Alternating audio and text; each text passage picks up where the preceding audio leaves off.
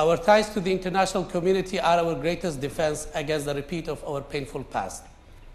Among our most important recent accomplishments, therefore, has been our ability to forge lasting and meaningful relationships with members of the international community, in full cooperation and coordination with the Federal Foreign Ministry in Baghdad.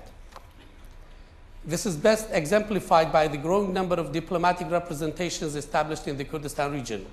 I am happy to see two such diplomats on the panel today, Mr. Jeremy McCarthy and Mr. Andrew Snow, and I'm sure you will benefit from their insight as well.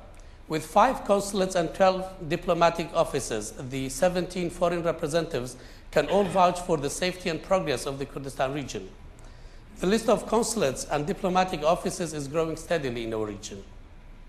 Such offices have opened because they understand correctly that this is a region of potential, and they are all most welcome.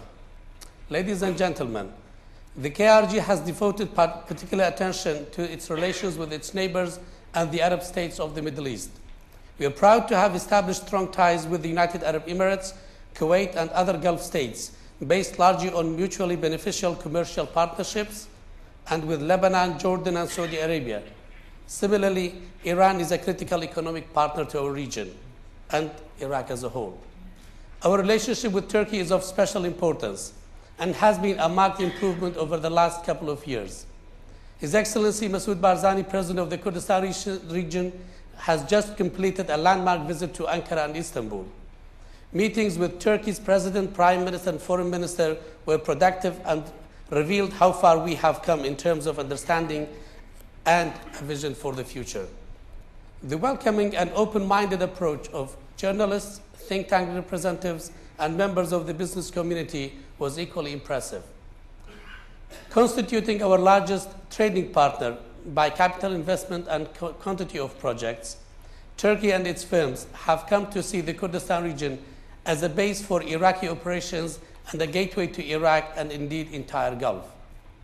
Our trade with Turkey is currently estimated to be more than $5 billion per year.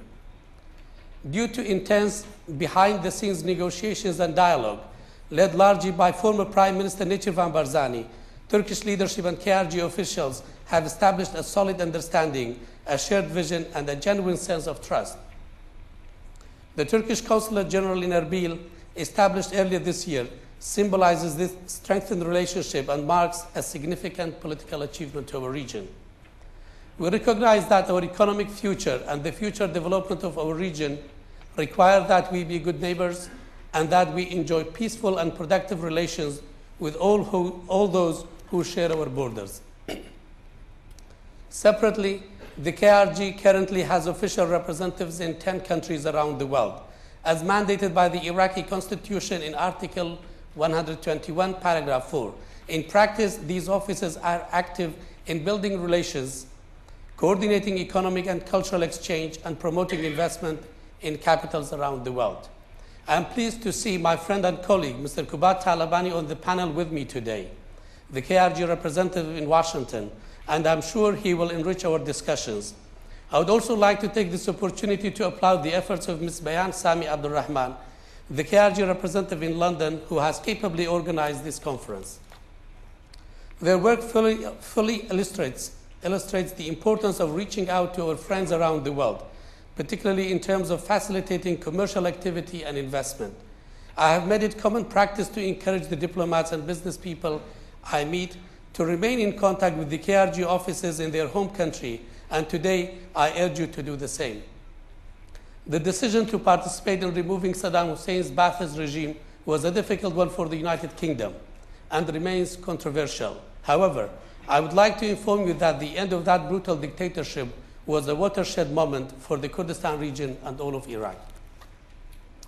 Our citizens will always have a special affinity for Britons and Americans for their role in liberating our people, as well as the life-saving assistance you provided to us in the dark days after the First Gulf War. I reiterate today that Britons, Americans, and others are most appreciated in Kurdistan. Our Interior Minister will speak to you about the safety and security of our region. Foreigners conducting business in Kurdistan will tell you it's safe and secure. What is more, you will find that the people of the region will welcome you with open arms. It's truly It's truly an atmosphere conducive to business, cooperation and the exploration of opportunity, an investment-friendly environment, and an untapped reservoir of potential and goodwill in the Middle East. Ladies and gentlemen, today and tomorrow a number of KRG officials, business people, and other special guests will speak to you about the economic opportunity in their respective fields. The KRG Department of Foreign Relations is not a commercial office. Rather, we are devoted to maintaining and strengthening ties with the international community and serving as a focal point for foreign activity. Our doors are always open. I expect that many of you will visit the region, and I hope some of you will establish an operational presence there as a base for Iraq-wide operations and a gateway to the rest of the country. Opportunities abound in the fields of agriculture, oil and gas, infrastructure development, medical care and pharmaceuticals, housing and construction, retail, hospitality and services, education, light industry, tourism, and a vast array of other sectors. Firms are encouraged to establish their own projects or engage in joint ventures with local or Iraq-wide companies. My colleague, Minister Hersh Muharram, Chairman of the Investment Board, will discuss these opportunities in greater detail, but our message is very clear and simple. Kurdistan is open for business. You may have heard the Kurdish adage, no friends but the mountains. The phrase of an isolated people, the lament of our past. Thankfully, this no longer accurately describes the Kurdistan region today.